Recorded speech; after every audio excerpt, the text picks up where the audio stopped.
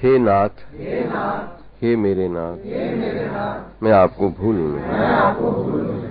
हे नाथ, हे मेरे नाथ, मैं आपको भूलूं नहीं।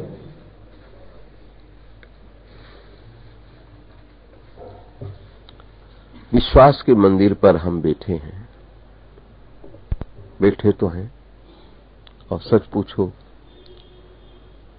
हम सब विश्वास के मंदिर पर बैठे ही हैं, क्योंकि इसी पे टिके हुए हैं सारे। जन्म आदि यस्य यथा, जहां टिकाव है वही तो हमारा मंदिर है। पड़ाव कोई हमारा स्थान नहीं है। जहां पड़ाव आया है तो उसको तो छोड़ना ही हमको। जितनी अवस्थाएं जीवन में आती हैं, पड़ाव है, छोड़ना ही पड़ता, छूटती हैं।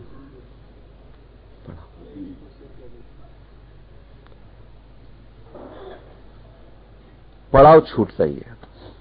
तीर्थ में जाने लगे, रास्ते में कितने स्टेशन आई, कितने पड़ाव आई, कितनी धर्मशालाएं आई, रात काटनी कहीं काटी छुट्टी। टिकाव थोड़ी है। जब चिंतन करते हैं तो टिकाव एक ऐसा पड़ा हुआ है जिसको इस विश्वास के मंदिर की ध्वनि से हमको संबोधन हो रहा है। नित्य योगता पड़ाव के लिए कहा गया अंतवन में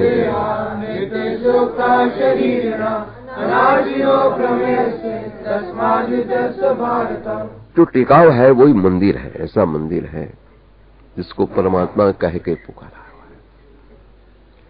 उसी में हम सब रहते हैं, उसी से हैं, उसी में फिर विलीन हो जाते हैं। ये जो मध्य का विषय है हमारा, ये हमको थोड़ा भ्रांत करता है। बाकी तो अव्यक्तादीनि भूतानि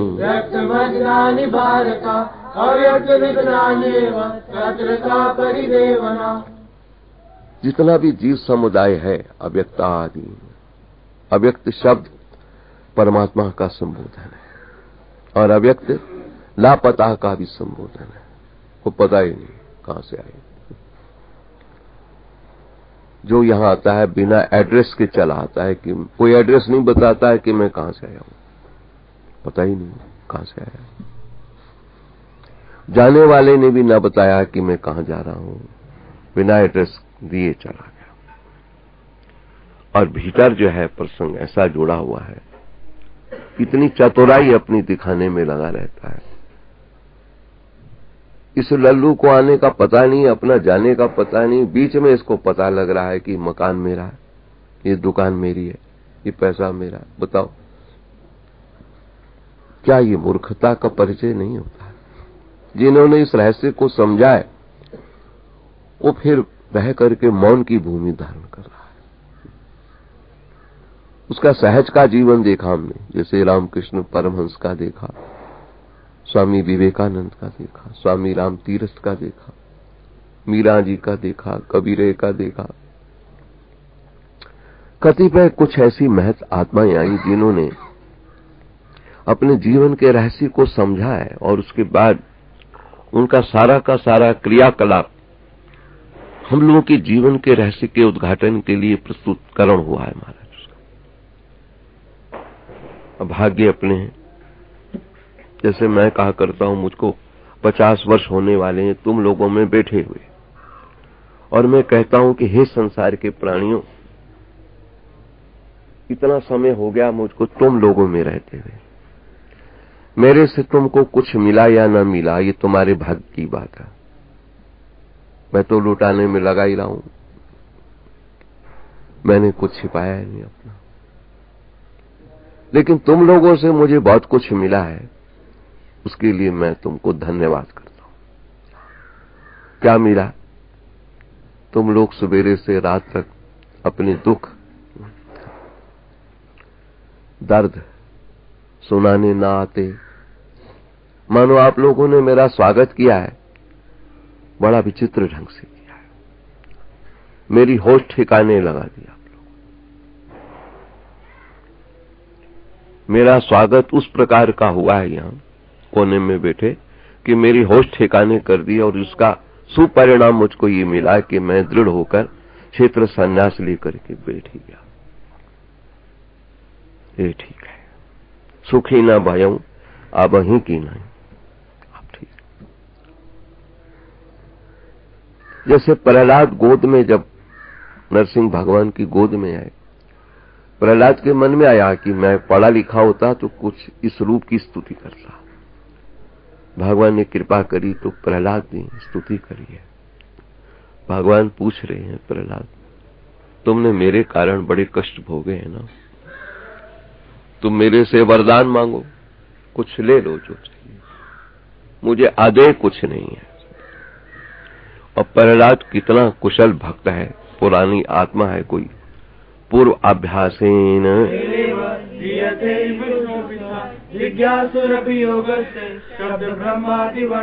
पूर्व अभ्यास की आत्मा का लक्षण है। उसको यहाँ के लौकिक पढ़ने लिखने की जरूरत नहीं पड़ती है। पढ़ा पढ़ाया। गुरु नानक साहिब को देखा हमने, पढ़े हुए आए हुए हैं। कबीरा पूर्व से पढ़ के लिख के आया। जितने भी महत्व आत्माएं हैं, कुछ आत्माएं हमको मिली हैं, जैसे शंकराचार्य जी जैसे महाराज, विद्वता वाली। ये तो सारे जितने भी हैं पीछे से, शंकराचार्य जी का भी जो स्वरूप है, महाराज पीछे से सब होके आया हुआ है, इशारे से सब काम हो गया उनका। संन्यास लेना चाह रहे हैं, मां को बाधा मान रहे हैं, बचपन का नाम शंकर करके बुलाएगा, शंकर दास, शंकराचार्य। सोचते हैं इससे क्या कैसे करें, मां का मोह ऐसा है, जाऊंगा रोएगी पीटेगी, इसको कैसे संभालूं पहले। तो क्या नाटक किया है, नहाने गए हैं, चिल्ला पड़े, मां मगरमच्छ ने मुझे पकड़ लिया है, नीचे ग्रहा ने पकड़ लिया है। बेटा कैसे होगा, मेरा इकलौता बेटा है। ठीक कहता, मां वो ये कह रहा है कि तू संन्यास ले ले तो मैं तुझको छोड़ दूंगा। मां इतनी भोली है। हमारे कन्हैया भी मैया से कह रहे थे, मैया तू भी भोली, मैं भी भोला।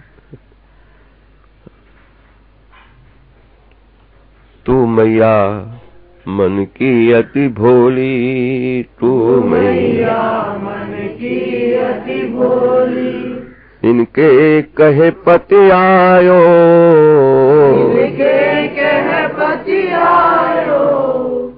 मैया मैं भी भोला, तू भी भोली, बाबा भी भोले। इनकी बातों में आगे कि कन्हैया ने माखन खाया है या मट्टी खाई है तो हमको मारने लग रही। तो ये भोलापन मां का ऐसा रहा। जल्दी में कह दिया, बेटा ले संन्यास को,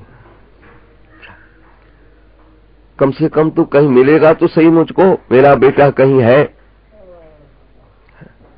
एक ग्रह तुमको खा जाए ना, किस अपेक्षा होना ही ठीक है। जगह जगह पर ये कार चालक के लिए लिखे होते हैं, न रहने की अपेक्षा रहना ही ठीक है, थोड़ा स्पीड ठीक चलाओ। तो मां भोली कहती है, कोई नहीं तू संन्यास ले लीजिए, लेकिन किस तरीके मेरे बालक को छोड़ दे, प्रार्थना करने लगी। अरे भोली मां, हे ग्रह, हे ग्रह, मेरे बालक को छोड़ दे, कोई बात नहीं, संन्यास ले। वो तो नाटक ही था, बाहर आ गए। अच्छा मैया तो चले, कहते बेटा ठीक, मैं वचनबद्ध हूं, जा, लेकिन एक बात मेरे लाला याद रखियो, लाल, मेरे अंत्येष्टि पर तू आ जाइयो। मां का हृदय देखो, मैं रोकती नहीं हूं तू संन्यास, लेकिन मेरी जब मृत्यु हो जाएगी ना, तू अपने हाथ से दाह कर्म संस्कार करियो, तेरा होना बहुत जरूरी है। उसने वचन दे दिया है। मातृ भक्त पितृ भक्त शंकर शंकराचार्य के पद पर पहुंच करके भी सुना है कि महामृत्यु माता जी की मृत्यु पर वो आए हैं, उन्होंने अंत्येष्टि क्रिया करी। बताओ वारे इतिहास कहां पड़ा रह गया तू। देखते ही देखते समय ने कैसी करवट बदल ली, समझ में नहीं आया। इसलिए हे संसार के प्राणियों, जब प्रहलाद से पूछा कि वरदान मांगो, प्रहलाद ने कहा कि भाई बहुत कुछ मिल गया, आपका दर्शन मिल गया, तो नहीं। फिर कुछ देना भी है तो मेरे पिताजी को मोक्ष कर दिया जाए। मैंने ठीक नहीं देखा पिताजी का स्वरूप, तुमने अपने नाखूनों से उनके आंतरियों को, पेट को विदीर्ण किया है। हाँ, मुझे नहीं अच्छा लगा पिताजी। हाँ। उस समय का दृश्य बड़ा विचित्र है। भगवान प्रश्न करते हैं भक्त पर, भक्तराज जिसने तुम्हारा इतना अपमान किया है, इतना कष्ट दिया, उसके लिए तुम ऐसा क्यों कह रहे हो? कि तो भगवान सच बताओ, अगर वो ऐसा न करते तो क्या विश्व में आज तक तुमने किसी को गोद में लिया है? उनके कारण गोद में आया हूं। इसलिए मैं भी सोचता हूं कि यदि क्षेत्र संन्यास में मेरी दृढ़ता आई है तो तुम लोगों की सुबह से लेकर रात तक के दर्द और दुख सुन सुन करके आई है। मेरी होश ठिकाने लगाई तो ये संसार के प्राणियों तुमने ही लगाई है। मुझसे तुमको कुछ मिला या नहीं मिला ये तुम्हारे भाग्य है, और मुझे मिला, मैं नमक हरामी नहीं हूं कि मैं कह दूं मुझे नहीं मिला है। बहुत कुछ मिला है। क्या खाना मिला, पीना मिला, एक कोई प्रश्न। मेरा खाना पीना सबको पता है क्या? मुझे चाहिए क्या तुम लोगों से? ऐसी चीज मिली है कि जिसको मैं अपनी वाणी पर तो अभिव्यक्त नहीं कर सकता हूं। मेरे अंतिम चरण पर जीवन के ये जो विश्वास के मंदिर पर बातें होंगी, ये भी अपनी किस्म की एक अपनी कथा होगी। मानो अपनों से ही बात होगी। भले अपनों से अपनी बात छोड़ दी, लेकिन विश्वास मंदिर के टारगेट, उसके लक्ष्य बना करके फिर भी अपनी बात कहना नहीं छोड़ूंगा। ये संसार के प्राणियों, 50 वर्ष करीबन मुझे होने वाले हैं। आप लोगों को मैं बैठे बैठे कैसे कटे, तुम लोगों ने हमसे कुछ प्राप्त किया या ना किया, तुम्हारे भाग्य पर पड़ा है निर्भर। मैंने तो बहुत लुटाया है, कुछ छिपाया नहीं, लेकिन तुम लोगों से मुझे जो मिला है मैं उसके लिए सबको धन्यवाद करता हूं।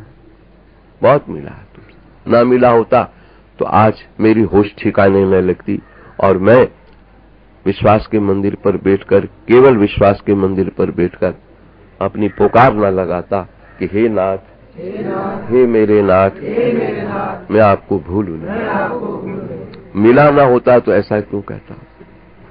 ये निश्चित है, आंख खुलने के बाद ही विश्वास के मंदिर पर दृढ़ता से बैठा जा सकता है।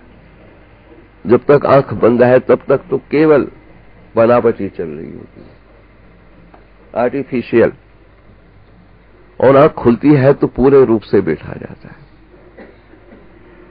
देखते ही देखते मैं जब अपनी प्राचीन चित्रावली देखता हूं, उन भक्तों को देखता हूं जो जो भक्त मेरे साथी बन के रहे हैं 1000 से ऊपर, तो उनके शरीर ही नहीं मिल रहे हैं, और देखते ही देखते एक एक करके खिसकते चले जा रहे हैं। वो खिसकना इस बात की सूचना करता है, मेरे लिए बड़ा हित कर रहा है कि मुझे उस विश्वास के मंदिर पर टिका रहा है कि हम तेरा आश्रय नहीं हो सकते हैं, तुम्हारा आश्रय जो है वो कहीं पड़ा है। कहां पड़ा है? तू ठाकुर तुम पई अरदास,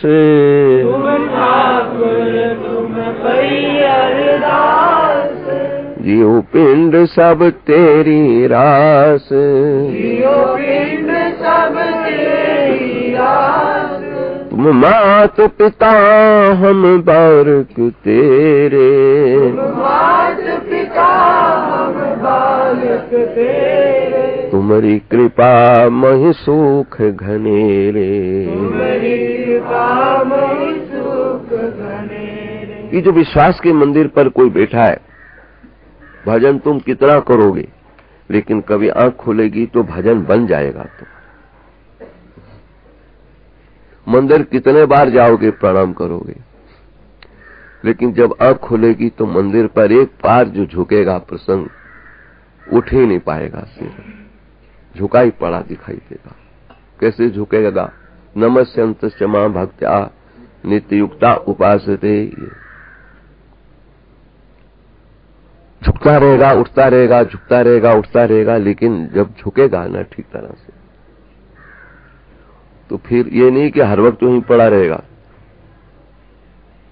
झुका ही रहेगा, अर्थात मिटा हुआ दिखाई देगा।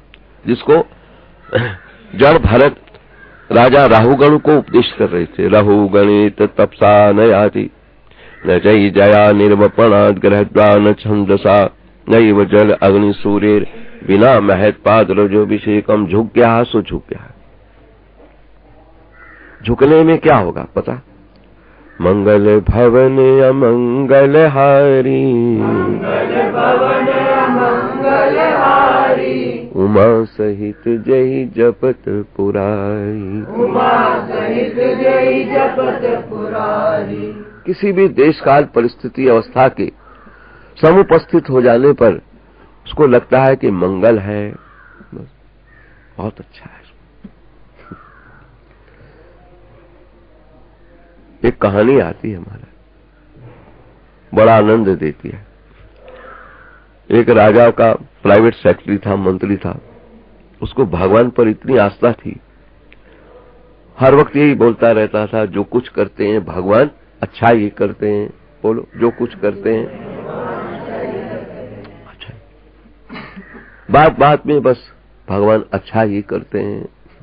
जैसे दोपहर का हमने शीर्षक बना रखा है ना, कुल मिला के, ऐसे मंत्री को भी उस विश्वास के मंदिर से ऐसा विश्वास हुआ पड़ा है, तो यही कहता है, जो कुछ भगवान करते हैं अच्छा ही करते हैं। बस एक बार शिकार खेलने गया राजा, उसको संग लेके गया तो कहीं उंगल कट गई तलवार से। उस वक्त तलवारें ही चलती थी, शिकारों के लिए भी तलवारों का ही आश्रय होता था। तलवार कटी, मंत्री को दिखाई दे, मंत्री के मुख से यही निकला, रहे जो भगवान करता है अच्छा ही करता है। राजा को बड़ा गुस्सा चढ़ा, बताया अफसोस कर नहीं रहा, मेरे लिए अफसोस करना चाहिए इसको कि राजा की उंगल कट गई। कह रहा है जो कुछ करता है भगवान अच्छा ही करता है, ले चलो इसको बंद करो अंदर। अब पुराना मंत्री राज्य का उसको हथकड़ियां लगा करके राज्यसभा से बंद कर दिया। बंद करो। जब बंद करा तो फिर राजा उससे पूछते हैं, बताओ अब। वहां भी कह रहा है जो कुछ करते हैं भगवान अच्छा ही करते हैं। जैसे दोपहर को हम लगे हुए ना, कुल मिला के इसी पे बोल रहे हम, तो वो भी अंदर से बोल रहा है भगवान जो कुछ करते हैं अच्छा ही। राजा दिमाग ही कुछ खराब हो रहा है। इतने बड़े राज्यकारी का मंत्री रह करके जेल में बंद है तो भी कहता है जो कुछ करते हैं भगवान अच्छा ही करते हैं। तो पता नहीं क्या अच्छाई है इसके लिए, और क्या अच्छाई मेरे लिए उंगल कटी है। कुछ दिन के बाद राजा फिर आखेट खेलने गया महाराज। वहां एक शेर दहाड़ा, तो जो संघ के साथी थे सब भागे मारे, राजा अकेला ही जंगल में रह गया। वहां कहीं ये हरिजन कहीं काली माँ का पूजन कर रहे थे महाराज, बलि चढ़ानी थी, कहीं पर बलि लो कहीं से, और जो पाल के रखा था भाग गया। उन्होंने इसको ही पकड़ लिया, राजा को बड़ा सुंदर शरीर है इसको ले चलो माँ काली माँ पे बलि चढ़ाएंगे। वो शराबी थे सारे पकड़ के, अकेला राजा क्या करता, उसको खूब नहलाया खिलाया पिलाया। जब उसको ले गए मारने के लिए तो पंडितों ने कहा पहले निरीक्षण कर लो इसका। निरीक्षण किया तो उंगल कटी। कहता ये खंडित कभी भी चढ़ेगा नहीं इस पे। जब खंडित चढ़ेगा नहीं राजा के प्राण आ गए, जान बच गई। भागा वहां से, छोड़ दिया उन्होंने कि जा ये चढ़ेगा नहीं। भागा तो मन मन में कहता है वो मंत्री ठीक कह रहा था, जो भगवान कहते अच्छा ही कर। सीधा गया, कहीं नहीं गया, पहले ही जेल पहुंच गया। उस मंत्री को बाहर निकाला, मंत्री साहब निकलो, एक बात बता, मेरे साथ तो यह हाल हुआ है, भगवान जो कुछ करते अच्छा, तेरे साथ क्या अच्छा हो? कहता क्या नहीं अच्छा हुआ, तेरे साथ मैं तो रहता ही रहता, मेरी बलि चढ़ जानी थी। भगवान ने मेरे लिए यही अच्छा करा, पहले मुझे जेल में बंद कर दिया, मैं बच गया तो मेरे लिए भी अच्छा हुआ, तेरा तो अच्छा हुआ ही हुआ। इसलिए कुल मिला के विश्वास के मंदिर पर यदि कोई बैठ गया है तो उसको यही चिंतन में आता है, मंगल भवने अमंगल हारी, मंगल भवने अमंगल हारी, उमा सहित जही जपत पुरारी, उमा सहित जही जपत पुरारी। पूज्य बापूजी अपनी लाइफ हिस्ट्री में बता रहे हैं हमारा जीवन में जब कभी विपत्ति आती है तो 2 पग आगे बढ़ने का मुझे अवसर देती है, नहीं तो मेरी बुद्धि का विकास ही नहीं हो पाता। विपत्तियों ने मेरी बुद्धि ठिकाने लगाई। अगर विपत्ति ना आए तो कुएं का मेंढक ही बना रहे बस। विपत्तियां हमको नया रास्ता देती है। संपत्ति नहीं, संपत्ति तो जितने है उतने में रख देती है। विपत्ति आई, प्रतिकूलता की झंझापत आई, हमारे बादल से चढ़े, उसके बाद फिर बुद्धि का विकास होता है। तब तक हम दूसरे का आश्रय लेके चलते रहते हैं। जब अपने पे पड़ती है तो अपना आश्रय खोज में चलते हैं। अपनी खोज उन्होंने करी है जिन पर आया है। मीरा जी पर बीती तो खोज पे लगी है। उस खोज में उसने कह दिया, घायल की गति घायल जाने, घायल की गति घायल जाने, कि जिन घायल होई, कि जिन घायल होय। अरे जोहर की गति जोहर जाने, जोहर की गति जोहर जाने, कि जिन जोहर होई, कि जिन जोहर होय। इस जोहरात की गति तो वही जानता है, हीरा की जिसको पहचान है उसको। कोई हीरा की छाप हमको अर्पण कर गया। मन ही मन में था कि आज इस बार भागवत में कार्तिक महीना है तो वो मुख्य पीठ पर जो है एक छाप देनी चाहिए उसको, ऐसा मन में आया।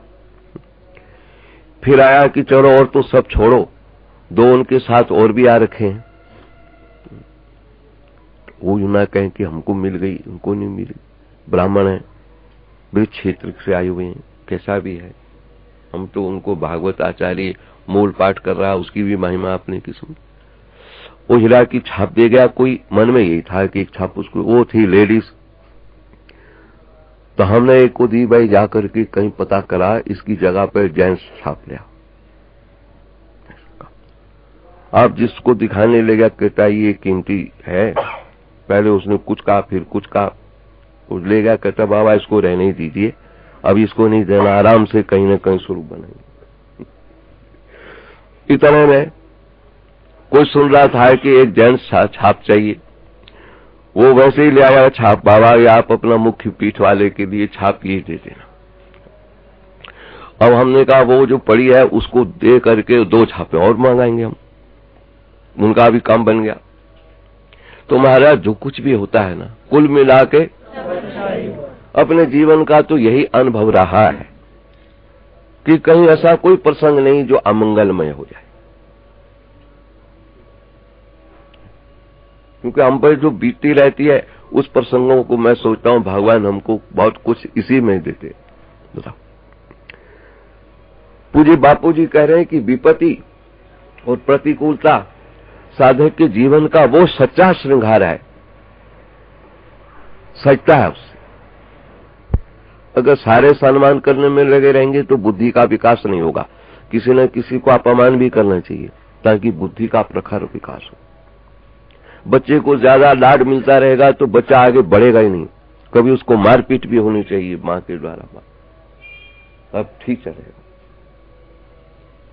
यह मनोविज्ञान का दर्शन है हमारा। इसलिए विपत्ति प्रतिकूलता जो है वो साधक का सच्चा श्रृंगार है हमारा, सजा देती है उसको। बापूजी की खोज में रहा, अगर मेरे जीवन में प्रतिकूलता ना आती, विपत्ति ना आती, मुझे जेल हवा ना खानी पड़ती तो मेरी आंखें खुली नहीं थी। मेरा विकास मेरी विपत्ति ने किया, संपत्ति ने नहीं किया। प्रहलाद भी यही कह रहा, मेरा विकास इन विपत्तियों ने किया है। दिन रात जो विपत्तियां पड़ी मेरे पर, आज उसी का ये सुपरिणाम रहा है कि मेरी सहन शक्ति ने, आपके भजन ने मेरी सहन शक्ति बनाई और उसका परिणाम कि आपकी गोद का सुख मुझे मिला है। बताओ, विश्व में कोई ऐसा मिलेगा जिसको तुम गोद में ले लोगे? तुमको तो गोद में लेने वाली मैया यशोदा रही है। तुमने कब किस भक्त को गोद में लेना है? मुझको लिया है। तो ये सारा का सारा श्रेय पिताश्री पर जाता है, हरणाकश पे जाता है, राक्षस पे जाता है। और मैं सोचता हूं कि मेरा क्षेत्र संन्यास का श्रेय सारा संसार के प्राणियों पर जाता है। इसलिए भगवान कर मिलेंगे, मैं कहूंगा इनको कल्याण करो, इन्होंने मेरा कल्याण किया है। बताओ, इनका कल्याण करो। मेरा थोड़ा छोड़ी दो, मेरे के हिस्से का इनको दे दो। हे संसार के प्राणियों, 50 वर्ष होने वाले आप लोगों के बैठे हुए, मेरे द्वारा तुमको कुछ मिला या ना मिला तुम्हारे भाग्य की बात है। मुझे जो तुमसे मिला है उसको मैं भूल नहीं सकता हूं, बार बार उसको रिपीट करूंगा। तुमने मेरी आंख खोल दी, मुझे होश में ला दिया। उस होश का ये परिणाम है कि मैं आज बैठ करके बंद बंद कमरों में रह करके संतोष की श्वास ले रहा हूं और अंतिम चरण पर कह रहा हूं, कुल मिला के सब कुछ लुट जाने पर, छूट जाने पर शांति विश्राम मिलता है तो बहुत सस्ता मिल गया है। सस्ता है, सारा लुट जाए। करोड़पति को विश्राम महंगा हो रखा है, विश्राम नहीं, शांति नहीं, गोलियां खा रहा है, इंजेक्शन लगा रहा। और हमें से महाराज ऐसा विश्राम लगता है महाराज। अब सोचो, रात को 1 बजे तो हम विश्राम लिए, 12:30 बजे तक तो कीर्तन की लीला रही, हरि प्रबोधनी काशी थी। प्रसाद बाद बढ़ते ही 12:30 पौने 1 बज गया। अब 1 बजे कहीं आंख लगी होगी, निद्रा आनी आई, हमको पता ही नहीं कि आई भी है कि नहीं आई। और फिर अपना पौने 3 बजे अपना उठ गए। 2 घंटे में क्या पता बेहोश रहे हम, थक टूटे या नींद आई, ये भगवान जाने। मूर्छित रहे हैं थक टूट करके या निद्रा आई है, ये भगवान जाने। लेकिन थकावट ऐसी दूर हो गई मेरी कि मैं फिर लोहे की मशीन की तरह अपना वैसे ही अपने समय पर हमारा यज्ञ हो गया।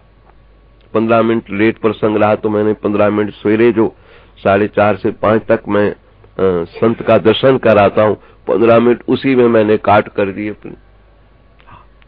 चलो भाई बाहर चलो, गई आ गई होंगी, करते कराते अपने समय पर मैं ऊपर भी पहुंच गया। बताओ कौन कर रहा है ये काम सारे? तो सब कुछ लुट जाने पर, छूट जाने पर विश्राम मिलता है तो बहुत सस्ता है। मुझे विश्राम बड़ा सस्ता मिला है, बस सब छूट जाने पर, लुट जाने पर।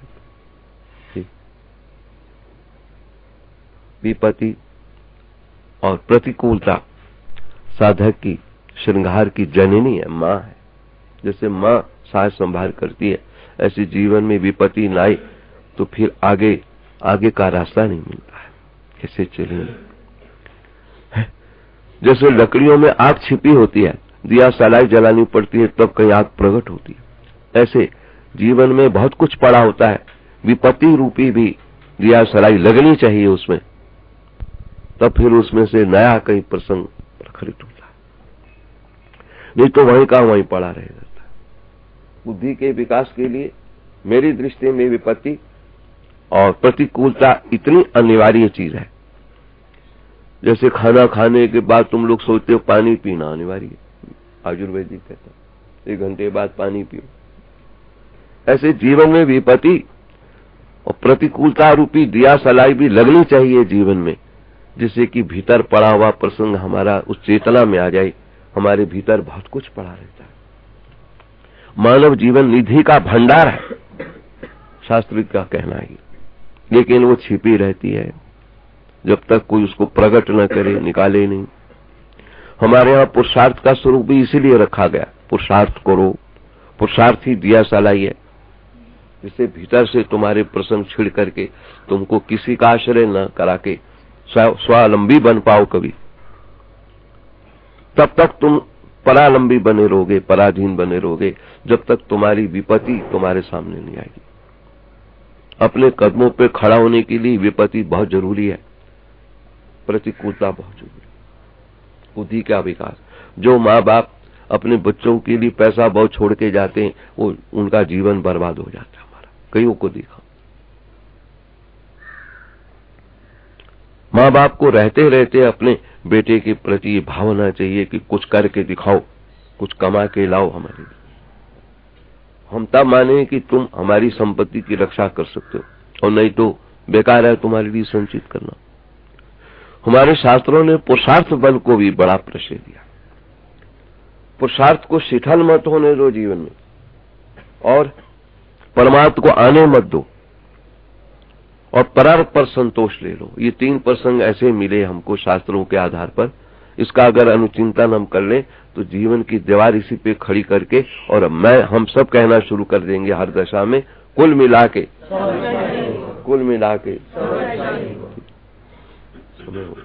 गीता शास्त्र में हम